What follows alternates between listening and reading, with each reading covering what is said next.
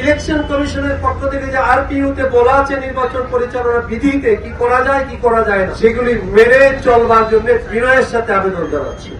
এই আঘাত কি কাজী নাসিরের উপরে না ডক্টর ইকবালের উপরে? ডক্টর ইকবালের।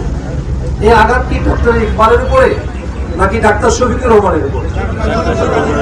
এই আঘাত কি ডাক্তার শফিকুর রহমানের উপরে নাকি 11 দলের উপরে? 11 দলের। তার মানে একটি দল 11 দলের দায়িত্বশীলদের উপরে, নেতা কর্মীদের উপরে আঘাত করেছে, অথবা অনাকাঙ্ক্ষিত আচরণ করেছে, অথবা অসৌজন্যমূলক আচরণ করেছে। এটা অন্তত পক্ষে সোনারগাঁয়ের মানুষ প্রত্যাশা করে না। ঠিক না?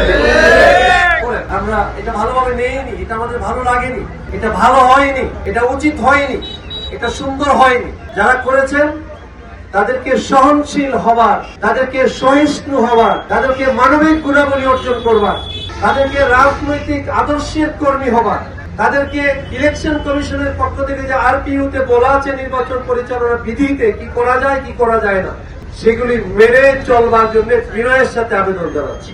এর বাইরে এই প্রসঙ্গে আমি সাংঘাতিক কোন শব্দ, সাংঘাতিক কোন বক্তব্য উপস্থাপন করতে চাচ্ছি না। আমি আশা করি আজহারুল ইসলাম মান্নান ভাই সহনশীল মানুষ, আজহারুল ইসলাম মান্নান ভাই একজন দায়িত্বশীল মানুষ, আজহারুল ইসলাম মান্নান ভাই সোনারগাঁও উপজেলার একটা দলের পোর্টফোলিও মেনটেন করেন। তার দলের নেতা কর্মীদেরকে তিনি সহনশীল হতে আবেদন জানাবেন, অন্য দলের নেতা কর্মীদের প্রতি শ্রদ্ধাশীল হতে তিনি তাদেরকে অনুরোধ করবেন, এবং এই বিষয়টা নিয়ে যেন, এই জাতীয় কোনো বিষয়ের জন্য সোনারগাঁ সিদ্ধিরগঞ্জের কোনো জায়গায় না ঘটে প্রয়োজনীয় ব্যবস্থা গ্রহণ করবেন, এটা প্রত্যাশা করছি।